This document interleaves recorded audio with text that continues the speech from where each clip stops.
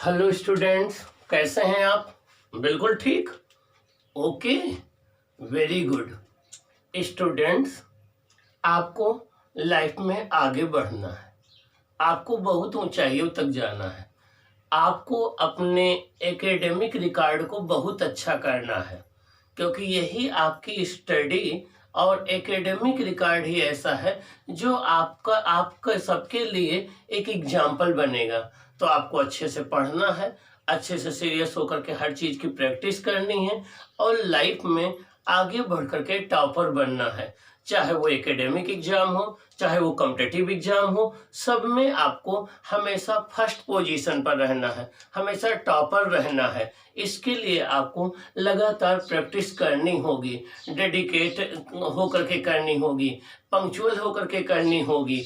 Okay.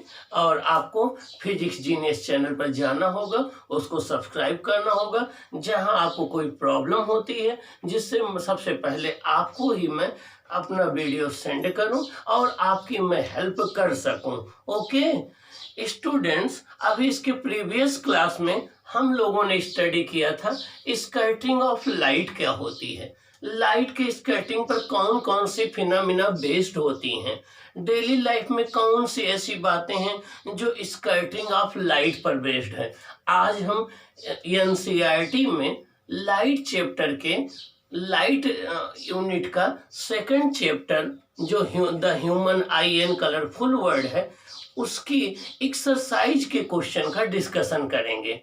ये आपके page 197 198 पर गिवन है। तो आज हम एनसीईआरटी की एक्सरसाइज में दिए गए क्वेश्चन का डिस्कशन करेंगे और हम आपको बताएंगे कि आंसर कैसे लिखें, कितना राइट करें कि आपको मैक्सिमम मार्क्स मिले बोर्ड में, ये हम डिस्कस करेंगे।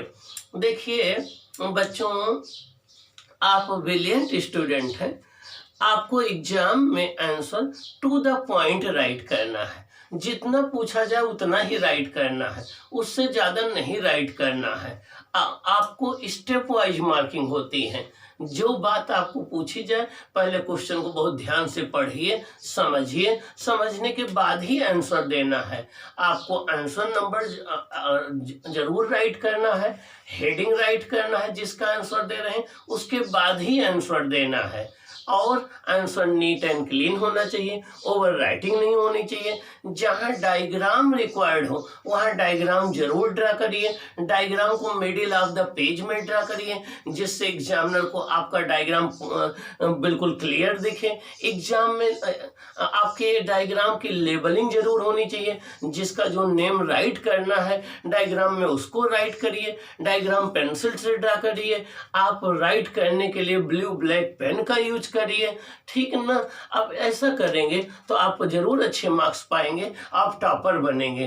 तो आइए हम देखते हैं कि एनसीईआरटी के कौन कौन से क्वेश्चन हैं और उनका आंसर क्या होगा, कैसे आप राइट करेंगे वन बाय वन। ये सारे न्यूमेरिकल डिस्कस करने के बाद हम आपका चैप्टर 3 करंट इलेक्ट्रिसिटी स्टार्ट करेंगे। वो आपके कल के नेक्स्ट क्लास टुमारो से आपको करंट इलेक्ट्रिसिटी का क्लास डिस्कस होगा। आइए हम देखते हैं कि एनसीईआरटी के कौन से क्वेश्चन हैं, इनका हम सॉल्यूशन कैसे करें। ओके, देखिए स्टूडेंट्स, आज का टॉपिक है एनसीईआरटी एक्सरसाइज न्यूमेरिकल डिस्कशन। आज हम एनसीईआरटी के एक्सरसाइज के जितने आपके क्वेश्चन हैं, आपको ये बता रहे हैं कि उनका आंसर कैसे राइट करो, कितने वर्ड्स में राइट करो, कितनी लाइन में राइट करो, तब आप टॉपर बनोगे, आपको मैक्सिमम मार्क्स मिलेंगे और आप जो है आने वाले टाइम में अच्छे कंपटीशन में सेलेक्ट हो जाएंगे। आइए हम देखते हैं हमारा। देखिए क्वेश्चन नंबर 1 लाइट चैप्टर का है, चैप्टर 2 है the human eye and colourful world का, पेज 197 टू 198 पर ये क्वेश्चन गिवेंस हैं आपके एक्सरसाइज में। देखिए फर्स्ट क्वेश्चन है, why does the sky appears dark instead of blue to an astronaut. तो फर्स्ट क्वेश्चन ये कह रहा है कि जो एस्ट्रोनॉट होते हैं या जो आपके स्पेस नॉट होते हैं, जो एस्ट्रोनॉट होते हैं मीन्स जिनको आप अंतरिक्ष यात्री कहते हो, वो जब स्पेस में जाते हैं, स्पेस से देखते हैं तो उनको स्काई ब्लू के बजाय डार्क क्यों दिखता है। मीन्स जब हम यहाँ अर्थ पर से अगर हम स्काई को देखते हैं तो स्काई हमें ब्लू दिखाई पड़ता है, लेकिन अगर कोई एस्ट्रोनॉट है वो स्पेस में जाए, स्पेस से अगर स्काई को देखे तो उसे ब्लू नहीं दिखेगा, डार्क दिखेगा। ऐसा क्यों होता है? क्वेश्चन है why does the sky appears dark instead of blue to an astronaut। किसी एस्ट्रोनॉट को या किसी कॉस्मोनॉट को जब वो स्पेस में जाता है तो स्काई ब्लू के बजाय उसे डार्क क्यों दिखाई पड़ता है। समझ गए क्वेश्चन बेटा? बच्चों समझ गए क्वेश्चन? ठीक, वेरी गुड। तो स्काई में स्काई को देखने पर अर्थ से देखें तो ब्लू दिखाई पड़ता है और मून से और स्पेस से देखने पर डार्क दिखाई पड़ता है। इसका रीजन क्या है? चलो अब सोचते हैं, ठीक ना। आप इसके पहले हम डिस्कस कर चुके हैं कि हमारे अर्थ में एटमॉस्फेयर है, हमारे अर्थ के आसपास एटमॉस्फेयर है, और जब सन से डिफरेंट कलर्स हमारे एटमॉस्फेयर में इंटर करते हैं तो एटमॉस्फेयर में जो एयर के मॉलिक्यूल प्रेजेंट हैं, जिनमें नाइट्रोजन है, ऑक्सीजन है, कुछ इनर्ट गैसेज हैं, तो हमारे एटमॉस्फेयर में जो एयर के मॉलिक्यूल हैं उन एयर के मॉलिक्यूल के द्वारा लाइट की स्कैटरिंग हो जाती है। स्कैटरिंग का मतलब मैंने आपको बताया है कि spreading out of the light in random direction, means light का डिफरेंट डायरेक्शन में फैल जाना स्कैटरिंग कहलाता है। तो हमने डिस्कस किया था कि जब सन की लाइट हमारे एटमॉस्फेयर में इंटर करती है तो एटमॉस्फेयर में जो मॉलिक्यूल्स हैं, जिनमें एयर के मॉलिक्यूल, उनके द्वारा लाइट की स्कैटरिंग हो जाती है। स्कैटरिंग मतलब होता है फैल जाना, स्प्रेडिंग आउट हो जाना, आप ऐसा कह सकते हैं। अब ये जो स्कैटरिंग है किसकी ज्यादा होगी किसकी कम होगी, ये इस बात पर डिपेंड करता है कि किसकी वेवलेंथ कितनी है। अब लाइट में 7 कलर्स की हम बात करें, विबग्योर, वायलेट है, आपका इंडिगो है, ब्लू है, आपका ग्रीन है, येलो है, रेड है, ये आपके 7 कलर्स हैं। इन 7 कलर्स में जो वायलेट, इंडिगो और ब्लू है, इन तीनों का कंबाइंड इफेक्ट ब्लू दिखता है। हमारी आई ब्लू कलर के लिए ज्यादा सेंसिटिव होती है। तो जब लाइट हमारे एटमॉस्फेयर से पास होती है तो ब्लू कलर की वेवलेंथ स्मॉलेस्ट होने से रेले लॉ ऑफ स्कैटरिंग के अकॉर्डिंग ब्लू कलर की स्कैटरिंग सबसे ज्यादा होती है। मीन्स जब सन की लाइट हमारे एटमॉस्फेयर में इंटर करती है तो एटमॉस्फेयर में जो एयर के मॉलिक्यूल है, एयर के मॉलिक्यूल के द्वारा ब्लू कलर की लाइट की स्कैटरिंग सबसे मैक्सिमम होती है। अब आप सोच रहे होंगे क्यों? ब्लू कलर की वेवलेंथ सबसे मिनिमम होती है, इसलिए ब्लू कलर की लाइट की स्कैटरिंग मैक्सिमम होती है, और जो चीज स्कैटर्ड ज्यादा होगी वही हर जगह फैल जाएगी। तो ब्लू कलर पूरे स्काई में फैल जाता है, स्प्रेड हो जाता है, इसीलिए हमें स्काई ब्लू कलर का दिखाई पड़ता है। लेकिन अगर कोई एस्ट्रोनॉट है वो स्पेस में चला गया तो स्पेस में तो कोई एटमॉस्फेयर प्रेजेंट है नहीं। जब एटमॉस्फेयर नहीं प्रेजेंट है तो सनलाइट वहां से गुजरेगी तो उसकी स्कैटरिंग नहीं होगी, स्कैटरिंग नहीं होगी तो ब्लू कलर स्प्रेड नहीं करेगा, स्प्रेड नहीं करेगा तो हमें स्काई जो ब्लू दिखता था वो ब्लू नहीं दिखेगा, ब्लू नहीं दिखेगा तो स्काई कैसा दिखेगा? डार्क दिखेगा या डार्क ब्लैक दिखेगा। ओके ओके, तो इसका आंसर क्या हुआ? इसका आंसर ये हुआ कि स्पेस में एटमॉस्फेयर के प्रेजेंट न होने की वजह से लाइट की स्कैटरिंग नहीं हो पाती है, जिससे हमें स्काई ब्लू दिखाई पड़ता है। आइए देखें एग्जाम में आप क्या राइट करेंगे। एग्जाम के लिए मैं आपको बता रहा हूं, देखिए answer number 1, due to absence of atmosphere atmosphere के ना होने से, due to absence of atmosphere, atmosphere के एब्सेंट होने से, there is no scattering of light, light की स्कैटरिंग नहीं होती है, hence sky appears dark instead of blue to an astronaut, इसलिए स्काई एक एस्ट्रोनॉट को ब्लू के बजाय डार्क दिखता है। फिर से सुन लो, इसका आंसर क्या राइट करोगे एग्जाम में? Due to absence of atmosphere, atmosphere के अब्सेंट होने की वजह से, there is no scattering of light, light की स्कैटरिंग नहीं होती है, hence sky appears dark instead of blue to an astronaut, इसीलिए किसी अंतरिक्ष यात्री को, एस्ट्रोनॉट को स्पेस से देखने पर स्काई परफेक्टली डार्क दिखता है या ब्लैक दिखता है। ओके, समझ में आ गया आंसर बच्चों? Clear, very good. तो एक बार फिर से सुन लो, due to absence of atmosphere, comma, there is no scattering of light in the space, comma, so sky appears dark instead of blue. Okay, ये आंसर हो गया फर्स्ट क्वेश्चन का। अगर बोर्ड एग्जाम में आएगा तो आप इतना ही राइट करेंगे, इसमें आप हेडिंग राइट कर देंगे, मैंने हेडिंग नहीं राइट किया है, आप हेडिंग राइट कर देंगे dark colour of sky from the space, ये हेडिंग राइट कर देंगे, तब आप राइट करेंगे। ओके, चलो हम नेक्स्ट क्वेश्चन पर आते हैं। नेक्स्ट क्वेश्चन क्या है? नेक्स्ट क्वेश्चन है आपका, why does the sun appear reddish early in the morning? Why does the sun appears reddish early in the morning? कह रहे हैं कि जब सुबह सुबह उठ करके अगर हम सन को अर्ली मॉर्निंग में देखते हैं तो सन हमें रेडिश कलर का क्यों दिखाई पड़ता है? ऐसे जब आप सनसेट होने लगे उस समय देखेंगे तब भी ये रेडिश दिखाई पड़ता है। क्वेश्चन फिर से हम लोग सुने, why does the sun appear reddish early in the morning, means जब हम अर्ली इन द मॉर्निंग में सन को देखते हैं तो हमें सन रेडिश क्यों दिखाई पड़ता है? चलो इसका आंसर देखते हैं। हमने इसकी प्रीवियस क्लास में डिस्कस किया था कि अगर आप एक बड़ी बिल्डिंग पर, बहुत ऊंची बिल्डिंग पर खड़े हो जाएं और दूर को देखें तो ऐसा लगेगा कि स्काई और ग्राउंड दोनों मिल जा रहे हैं, दोनों एक दूसरे को टच कर रहे हैं। ऐसी लाइन को अब आपकी आंख से ज्वाइन करने वाली, आपकी आई से वो स्ट्रेट लाइन जो उस प्लेस को ज्वाइन करेगी वो होरिजन कहलाता है। क्या कहलाता है? होरिजन। मीन्स जहां पर स्काई और आपकी अर्थ एक दूसरे को टच करते हुए दिखते हैं वो होरिजन कहलाता है। क्या कहलाता है? होरिजन कहलाता है। तो मॉर्निंग में, अर्ली मॉर्निंग में सन स्काई पर नहीं होता, सन होरिजन पर होता है। ऐसे जब सनसेट होने लगता है तब भी सन होरिजन पर होता है।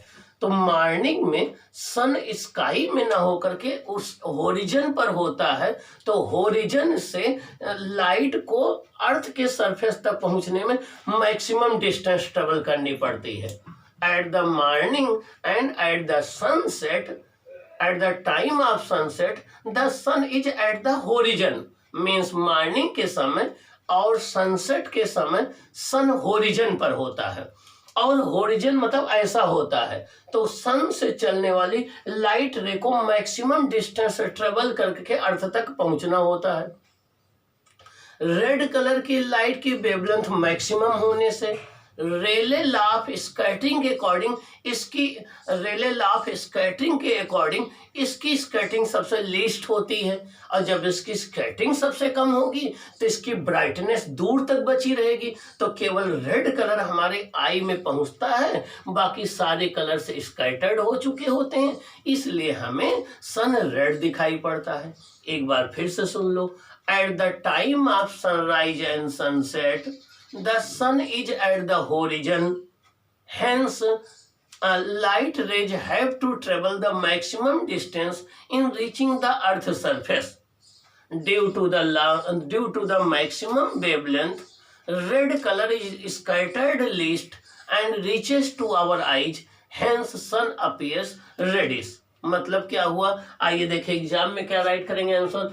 इन the morning the sun is at the horizon, means morning में सन होरिजन पर होता है। All colour of light travels maximum distance in reaching the earth, जितने भी लाइट के कलर हैं उनको अर्थ तक पहुंचने में सबसे मैक्सिमम डिस्टेंस ट्रेवल करना पड़ता है। Due to maximum wavelength red colour is scattered least, red colour की वेवलेंथ मैक्सिमम होने से इसकी स्कैटरिंग लीस्ट होती है। Hence reaches to our eyes, hence sun appears, और यही कलर हमारी आई में पहुंच पाता है, बाकी rest of the colour scattered हो जाते हैं, इसलिए हमें सन कैसा अपीयर होता है, रेडिश। इसलिए कैसा अपीयर होता है, रेडिश। तो इसका आंसर हो गया at the time of sunrise and sunset the sun is at the horizon, hence the light rays have to travel maximum distance in reaching the earth surface. Okay, due to maximum wavelength red color is scattered least, hence it reaches to our eyes and sun appears reddish. Okay, ये आपका इसका answer हो जाएगा। तो जब आप answer exam में write करेंगे, आप हेडिंग राइट करेंगे reddish colour of the sun at the time of sunrise and sunset, जब आप एग्जाम में आंसर राइट करेंगे तो आपकी आंसर शीट में हेडिंग होगी answer number second, reddish colour of the sun at the time of sunrise and sunset, ये heading होगी। फिर उसके बाद राइट करेंगे at the time of sunrise and sunset the sun is at the horizon, hence light rays have to travel maximum distance in reaching the earth surface. Due to maximum wavelength, red color is scattered least and hence reaches to our eyes, therefore sun appears reddish. Okay, ये इसका answer हो गया। आइए हम answer question number third की बात करते हैं। क्वेश्चन नंबर थर्ड है आपका, explain why planets do not twinkle, explain why planets do not twinkle, explain करिए कि प्लैनेट्स क्यों ट्विंकल नहीं करते हैं। Explain why planets do not twinkle, इसका आंसर सुनिए। देखिए, सन की तो अपनी लाइट होती है, स्टार्स की, सन एक स्टार है, स्टार की अपनी लाइट होती है, तो जिन ऑब्जेक्ट की अपनी खुद की लाइट होती है उन्हें हम ल्यूमिनस ऑब्जेक्ट कहते हैं। क्या कहते हैं? ल्यूमिनस ऑब्जेक्ट कहते हैं। और जिनकी अपनी खुद की लाइट नहीं होती है उन्हें नॉन ल्यूमिनस ऑब्जेक्ट कहते हैं। तो प्लैनेट की अपनी खुद की लाइट तो होती नहीं है, वो एक नॉन ल्यूमिनस ऑब्जेक्ट है, उसके ऊपर जब सन की लाइट पड़ती है तो प्लैनेट दिखते हैं। इसका मतलब प्लैनेट एक नॉन ल्यूमिनस ऑब्जेक्ट है, ठीक ना। और दूसरी बात, अब जब ये नॉन ल्यूमिनस ऑब्जेक्ट है, ये दूसरी की लाइट से हमें दिखता है, तो हम ये मान सकते हैं कि प्लैनेट छोटे छोटे छोटे छोटे इनफाइनाइट पॉइंट सोर्स से मिलकर बना हुआ है, छोटे छोटे इनफाइनाइट पॉइंट सोर्स से मिलकर बना हुआ है। और किसी एक पॉइंट सोर्स से जो लाइट चलती है हमारी आंख के लिए, किसी दूसरी पॉइंट सोर्स से जब लाइट आती है तो वो एक दूसरे को नलीफाई कर देती हैं, मीन्स वो एक दूसरे को कम कर देती हैं, डिक्रीज कर देती हैं। और जब हमारी आई में वो लाइट पहुंचती है तो हमें जो है लगता है कि सब जगह एक ही जैसी लाइट है, यूनिफॉर्म इल्यूमिनेशन दिखाई पड़ता है और हमें प्लैनेट ट्विंकल करते हुए नहीं दिखाई पड़ते। ओके, तो इसका आंसर आप क्या राइट करेंगे एग्जाम में? आइए हम लोग डिस्कस करते हैं। एग्जाम में आपको बोर्ड एग्जाम देना है, तो बोर्ड एग्जाम में कैसे आप टॉपर बनेंगे, कैसे आपको 100 में 100 मार्क्स आएंगे, उसके लिए आइए हम देखते हैं क्या आंसर राइट करेंगे। हेडिंग होगी आपकी एग्जाम में, planets do not twinkle, planets do not twinkle. तो देखिए, planets are non luminous object, planet एक नॉन ल्यूमिनस ऑब्जेक्ट है। नॉन ल्यूमिनस ऑब्जेक्ट स्टूडेंट्स वह ऑब्जेक्ट्स होती हैं जिनकी अपनी खुद की लाइट नहीं होती है, जो किसी दूसरे के लाइट से हमें दिखती हैं, वो नॉन ल्यूमिनस ऑब्जेक्ट होती हैं। Can be considered as a infinite point source, और हम ये मान सकते हैं कि कोई प्लैनेट इनफाइनाइट पॉइंट सोर्स से मिलकर बना हुआ है। The light coming from one point is nullify. Nullify मतलब कैंसिल कर देना, एक की लाइट को दूसरे के द्वारा इफेक्ट को खत्म कर देना। Nullify by the others so we get a uniform illumination not twinkling. कह रहे हैं कि इसलिए एक पॉइंट से जब लाइट चलती है तो दूसरे पॉइंट के द्वारा वो कैंसिल कर दी जाती है, नलीफाई कर दी जाती है, और हमारी आई में जब लाइट पहुंचती है तो ऐसा लगता है कि हर जगह बराबर लाइट है, यूनिफॉर्म इल्यूमिनेशन दिखता है, इसलिए हमें प्लैनेट ट्विंकल करते हुए नहीं दिखते हैं। फिर से सुन लीजिए, इसका आंसर एग्जाम में क्या राइट करेंगे? हेडिंग होगी planets do not twinkle, heading डालेंगे answer number 3 planets do not twinkle. फिर आप राइट करेंगे planets are non luminous object. Planets are non luminous object. Planet can be considered as made of infinite number of point sources.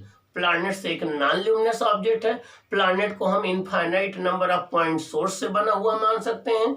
The light coming from one point of the planet is cancel by the another, means planet के एक point से जो light आती है दूसरे के द्वारा cancel हो जाती है। Hence when reaches to our eyes, इसलिए जब हमारी आंख में पहुंचती है, we get equal light at all places, हमें हर जगह इक्वल लाइट दिखती है, और we can say uniform illumination दिखता है, and hence planet do not twinkle, इसलिए प्लैनेट ट्विंकल नहीं करते हैं। ये इसका आंसर हो गया। आइए हम लोग नेक्स्ट क्वेश्चन देखते हैं क्या है। नेक्स्ट क्वेश्चन है हमारा, why do stars twinkle? Stars twinkle क्यों करते हैं? आपने पोएम भी पढ़ी होगी छोटे क्लासों में, twinkle twinkle little star how I wonder what you are up above in the sky, ठीक ना? तो इस पर पोएम भी बनी है। तो अब क्वेश्चन ये उठता है कि आखिर स्टार्स ट्विंकल क्यों करते हैं। चलो पहले समझते हैं। स्टार्स की खुद की लाइट होती है और वो एक ल्यूमिनस ऑब्जेक्ट है, और हाँ, जब किसी स्टार से या सन से लाइट हमारे एटमॉस्फेयर में इंटर करती है तो हमारे एटमॉस्फेयर की कंडीशन सेम नहीं रहती है। कभी एटमॉस्फेयर का टेम्परेचर इंक्रीज होता है, कभी एटमॉस्फेयर का टेम्परेचर डिक्रीज होता है। जब एटमॉस्फेयर का टेम्परेचर इंक्रीज होता है तो वो रेयर मीडियम की तरह बिहेव करता है, और जब डिक्रीज होता है तो वो डेंसर मीडियम की तरह बिहेव करता है। तो जब जब स्टार या सन की लाइट हमारे एटमॉस्फेयर में और टॉप से हमारे अर्थ सरफेस की तरफ आता है तो उस केस में रेफ्रैक्टिव इंडेक्स हमारे एटमॉस्फेयर का इंक्रीज हो जाता है, इंक्रीज होता जाता है। मीन्स हमारे एटमॉस्फेयर की एक लेयर जो है वो आपकी रेयर होगी, दूसरी डेंसर होगी, और कभी सेम लेयर जो है रेयर होगी, कभी डेंसर होगी। मीन्स हमारे अर्थ के एटमॉस्फेयर का टेम्परेचर कांस्टेंट नहीं रहता है, कभी इंक्रीज हो जाता है, कभी डिक्रीज हो जाता है। जब अगर टेम्परेचर इंक्रीज हो जाता है तो एटमॉस्फेयर रेयर मीडियम की तरह बिहेव करता है, और किसी स्टार से जो लाइट आती है वो नॉर्मल से दूर हट जाती है और लाइट हमारी आई से दूर चली गई। और जब टेम्परेचर डिक्रीज होता है एटमॉस्फेयर का तो वो डेंसर मीडियम की तरह बिहेव करता है। किसी स्टार से आने वाली लाइट नॉर्मल की ओर बेंड हो जाती है, हमारी आई में ज़्यादा लाइट पहुंचती है, तो हमें लगता है कि कभी ज़्यादा लाइट पहुंच रही है, कभी कम लाइट पहुंच रही है हमारी आई में, तो हमें लगता है कि स्टार्स ट्विंकल कर रहे हैं, मीन्स उसमें ट्विंकलिंग हो रही है। तो क्या राइट करेंगे एग्जाम में? Due to atmospheric refraction, due to atmospheric refraction, पहले हेडिंग राइट करेंगे स्टार्स ट्विंकल, उसके आगे राइट करेंगे due to atmospheric refraction when light of the sun enters our atmosphere, stars appears twinkle, because the temperature of our atmosphere is not constant. Sometimes it increases and sometimes it decreases.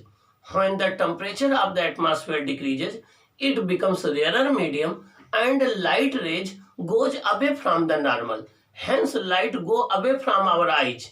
And when the temperature of the atmosphere decreases, it behaves as a denser medium and light bend towards the normal and more light comes into our eyes. In this way, sometimes more light and sometimes less light reaches into our eyes hence stars appears twinkle. मतलब क्या हुआ कि जब भी किसी star से चलने वाली लाइट हमारे एटमॉस्फेयर में इंटर करती हैं तो इंटर करने पर हमारे एटमॉस्फेरिक रिफ्रैक्शन की वजह से स्टार्स ट्विंकल करते हैं। एटमॉस्फेरिक रिफ्रैक्शन का मतलब क्या हुआ, हमारे एटमॉस्फेयर का टेम्परेचर कांस्टेंट नहीं रहता है, कभी इसका टेम्परेचर इंक्रीज होता है कभी डिक्रीज होता है। जब इसका टेम्परेचर इंक्रीज होता है तो ये रेयर मीडियम की तरह बिहेव करता है और जो सनलाइट आती है एटमॉस्फेयर में वो नॉर्मल से दूर हट जाती है और हमारी आई में लेस लाइट पहुंचती है। लेकिन जब एटमॉस्फेयर का टेम्परेचर डिक्रीज कर जाता है तो हमारा एटमॉस्फेयर डेंसर मीडियम की तरह बिहेव करता है।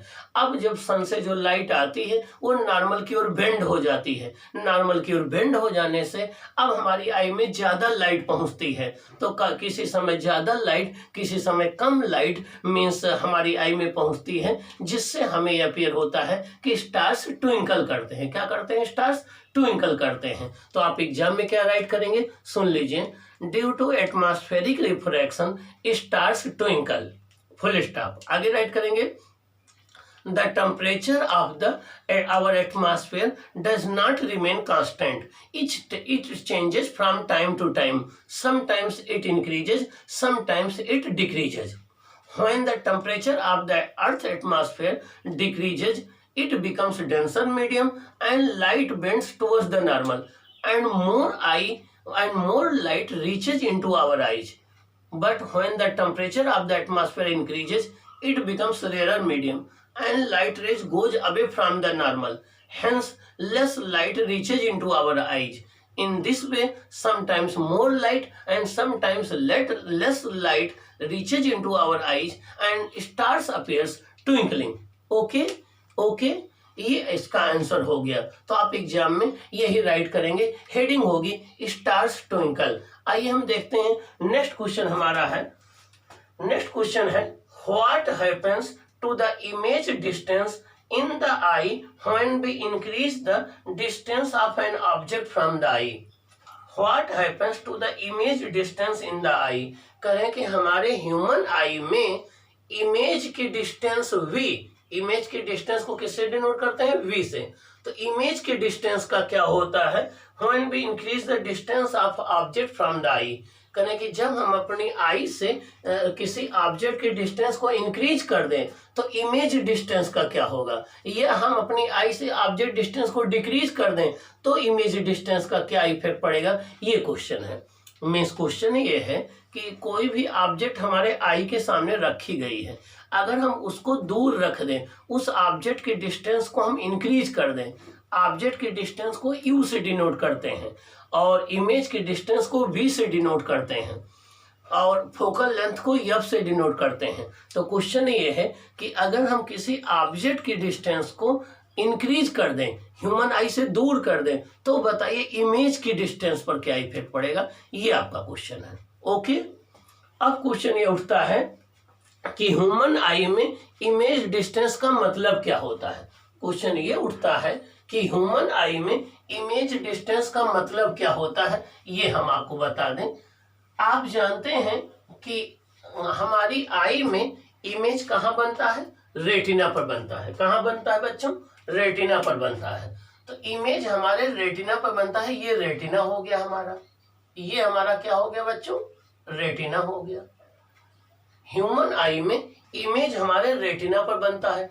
कौन बनाता है इस इमेज को, आई लेंस बनाता है। कौन बनाता है बच्चों, आई लेंस बनाता है। तो ये हमारा आई लेंस हो गया। कौन सा लेंस यूज किया जाता है, कॉन्वेक्स लेंस होता है आई में। किसका बना होता है, फाइबरस बना होता है, मसल्स का बना होता है। कैसा होता है, ट्रांसपेरेंट होता है। तो देखिए ये हमारा आई का लेंस है, ठीक ना, ये आई का लेंस है, ये रेटिना है। तो लेंस रेटिना पर इमेज बनाता है, इमेज यहाँ पर आपका आई इमेज रेटिना पर बनता है। अब लेंस से रेटिना के बीच की जो डिस्टेंस है, इसी को स्टूडेंट हम इमेज डिस्टेंस बोलते हैं ह्यूमन आई में। तो ये इसको v से डिनोट करते हैं, इसको हम v से डिनोट करते हैं। तो यही कहलाती है image distance.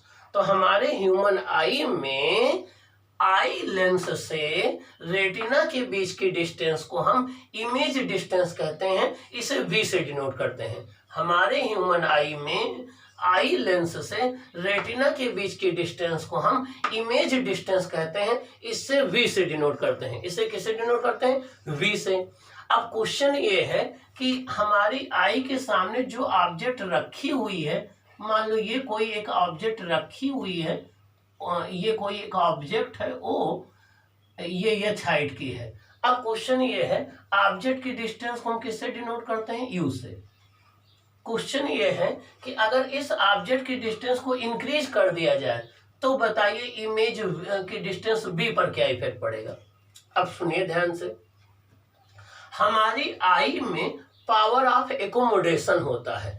Power of accommodation का मतलब ये हो गया कि हमारी आई अपने आई लेंस की फोकल लेंथ को चेंज कर सकती है, और फोकल लेंथ को चेंज करके चाहे ऑब्जेक्ट दूर रखी हो चाहे नजदीक रखी हो, हर एक केस में, ईच केस में आई लेंस इमेज कहाँ बनाता है? रेटिना पर बनाता है। आई लेंस इमेज कहाँ बनाता है? रेटिना पर बनाता है। तो चाहे ऑब्जेक्ट आई हमारे आई से दूर रखी हो या पास रखी हो, इससे कोई फर्क नहीं पड़ता है। यू चाहे कम हो चाहे ज्यादा हो, हमारी आई जो है हमेशा इमेज जाके रेटिना पर ही बनाएगी, और लेंस से रेटिना के बीच की ये डिस्टेंस फिक्स होती है।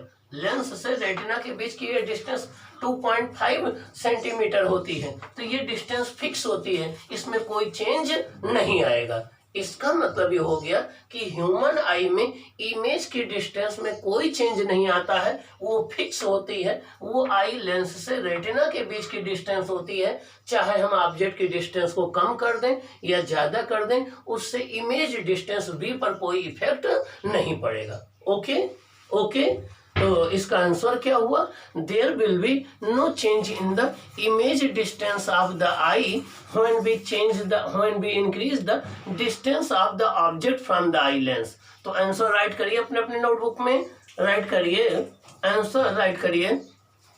There is no change in the image distance in the human eye when we increase the distance of the object from the human eye।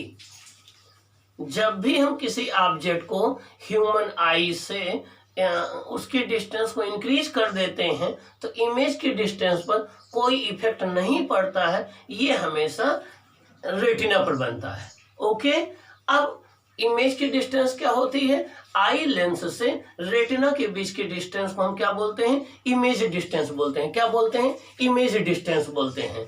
Okay, इसका आंसर ये हो गया। नेक्स्ट क्वेश्चन हमारा है एनसीईआरटी का, वो हम कंसीडर करते हैं। नेक्स्ट क्वेश्चन हमारा है, इन the human eye can focus on the object at distances by adjusting the focal length of the eye lens. This is due to presbyopia, accommodation, nearsightedness, farsightedness. एक बार फिर से क्वेश्चन सुनिए। Question है, the human eye can focus on objects at different distances by adjusting the focal length of the eye lens. This is due to, first option है presbyopia, second option है accommodation, third option है near sightedness, और D option है फार sightedness. देखिए इसका answer क्या होगा।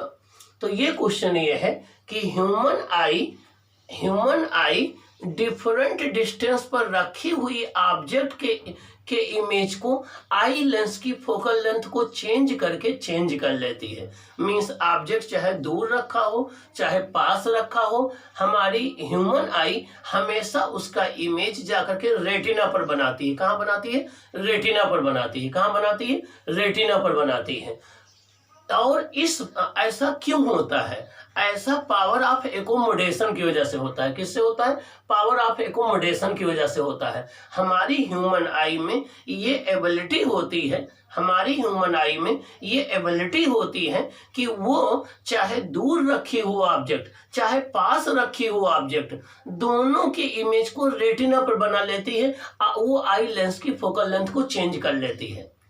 तो the ability of the human eye due to which it can change the focal length of its lens is called power of accommodation. हमारी eye की वो पावर जिसकी वजह से वो अपने आई लेंस की फोकल लेंथ को चेंज कर लेती है, इसे हम पावर ऑफ एकोमोडेशन कहते हैं। तो द एबिलिटी ऑफ द, ये एग्जाम के लिए इंपॉर्टेंट है, राइट करिए answer. The ability of the human eye to change the focal length of the eye lens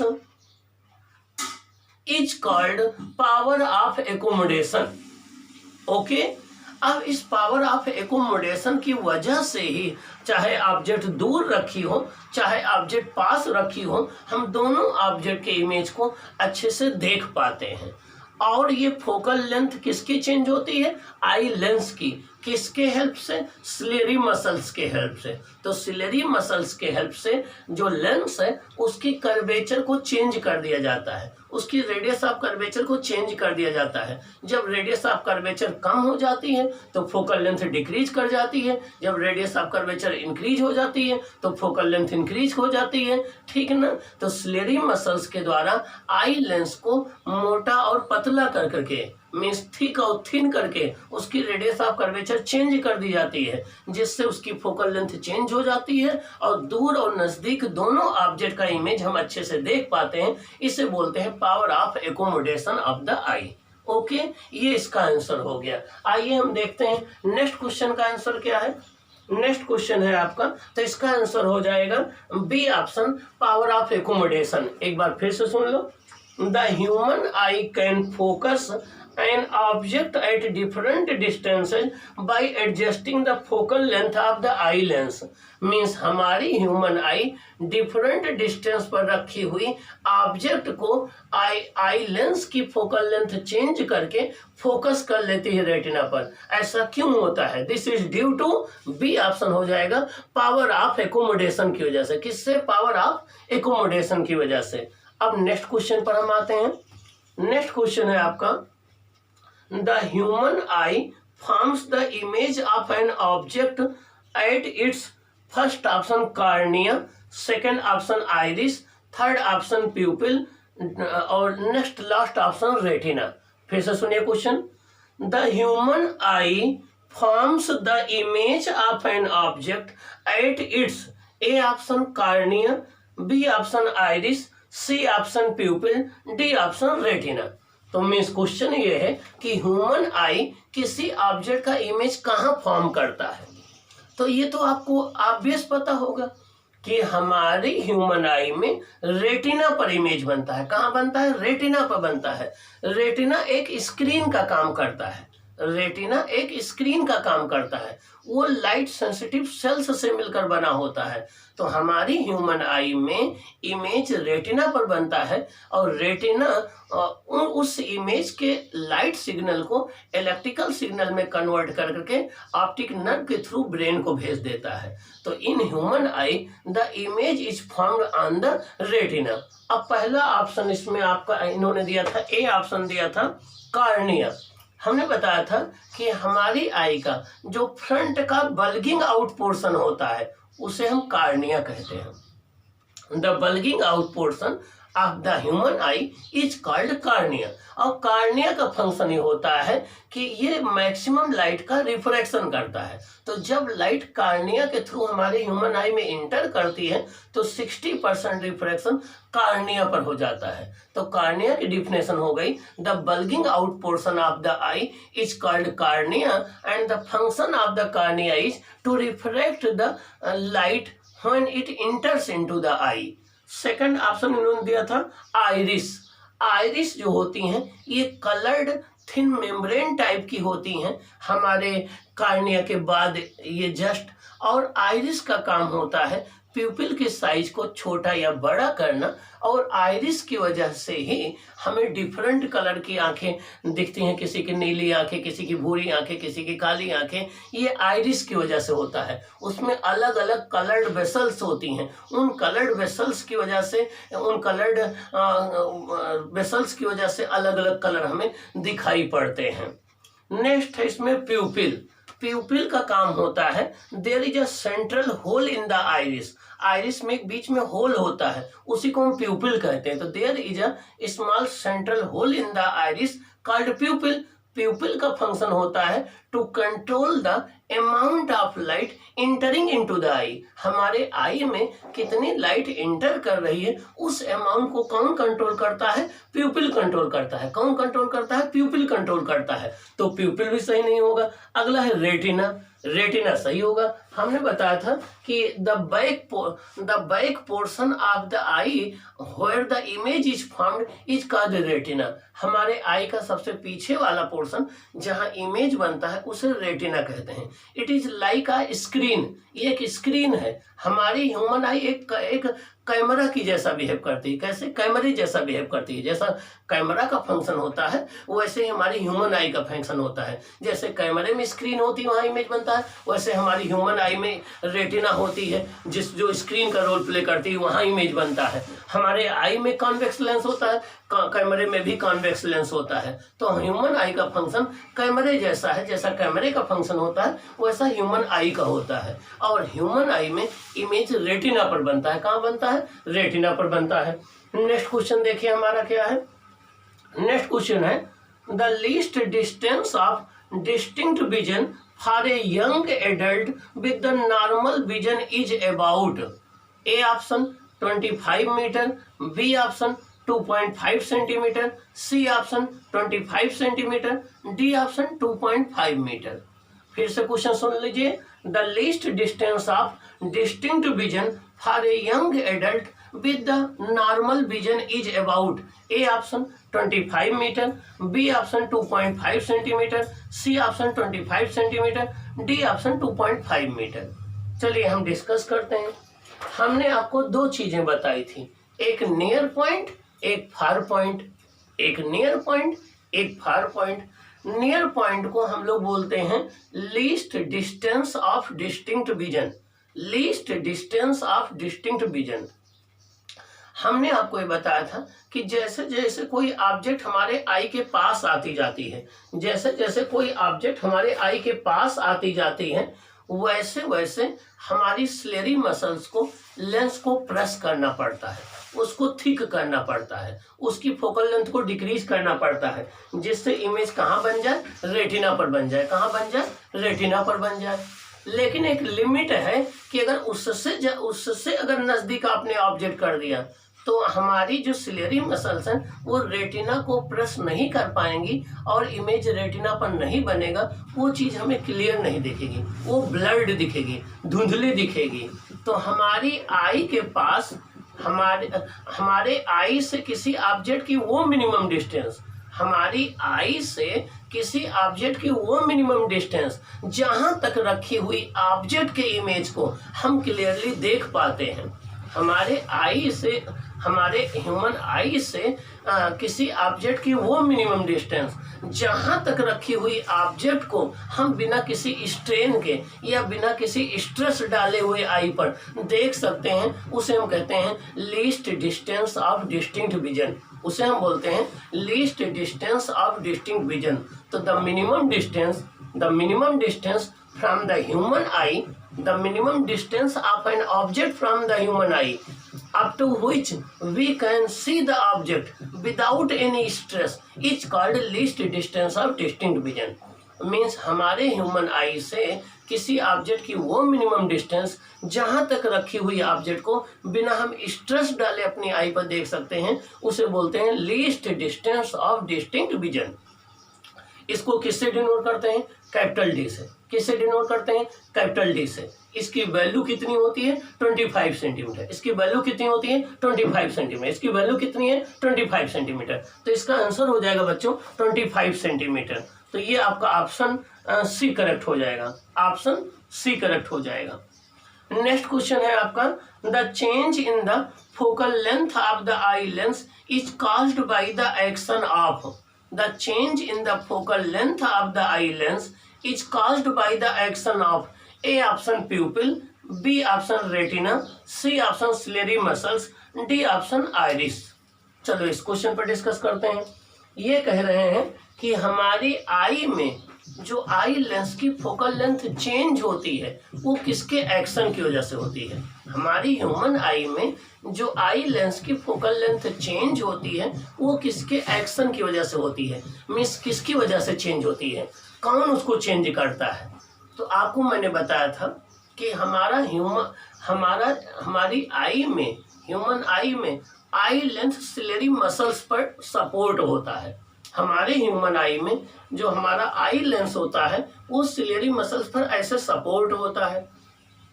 जब सिलेरी मसल्स रिलैक्स्ड होती हैं, ऑब्जेक्ट दूर होती है तो सिलेरी मसल्स रिलैक्स्ड होती हैं, लेंस थिन होता है, उसकी रेडियस ऑफ कर्वेचर मैक्सिमम होती है, फोकल लेंथ मैक्सिमम होती है, इमेज रेटिना पर बनता है।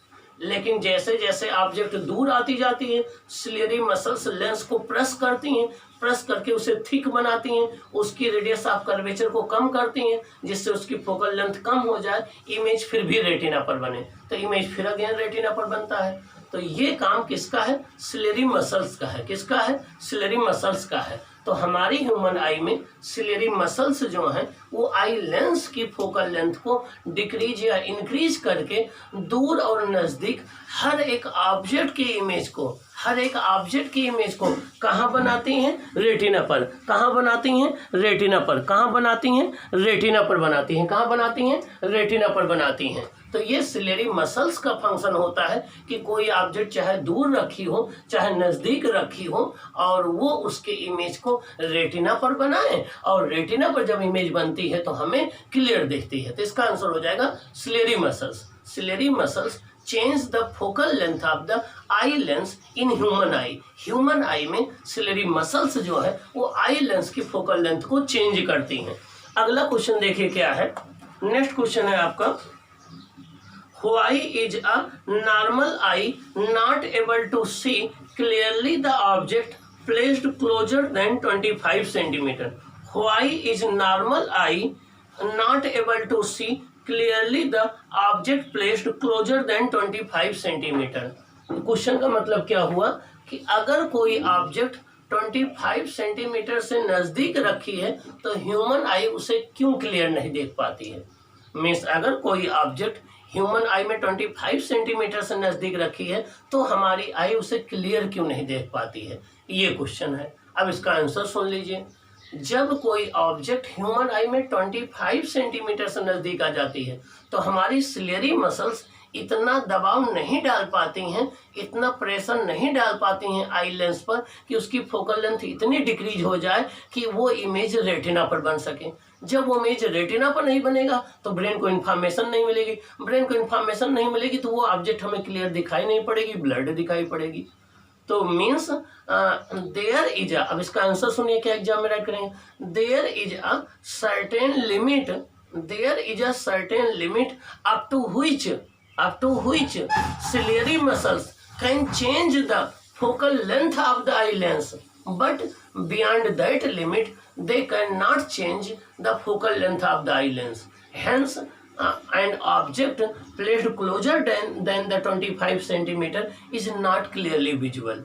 Means there is a certain limit of the ciliary muscles to change the focal length of the eye lens. Beyond that, they cannot change the focal length of the eye lens. Hence, objects placed closer than 25 centimeter are not clearly visible. मतलब क्या हुआ कि हमारे ciliary muscles की एक limit है कि उस लिमिट तक वो हमारे आई लेंस की फोकल लेंथ को चेंज करके और ऑब्जेक्ट के इमेज को रेटिना पर बना सकती हैं। लेकिन अगर उस लिमिट से ज़्यादा नज़दीक आ गई ऑब्जेक्ट तो फिर सिलेरी मसल्स आई लेंस की फोकल लेंथ को चेंज नहीं कर पाती हैं और इमेज रेटिना पर नहीं बनता है, में ऑब्जेक्ट क्लियर नहीं दिखती है।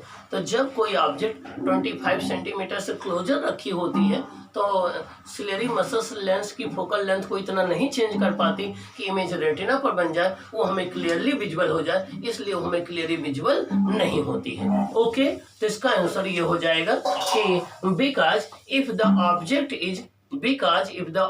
Is placed near 25 centimeter, ciliary muscles are not able to change the focal length of the eye lens. Hence, the image is not formed on the retina and it is not clearly visible. इसका answer ये हो जाएगा।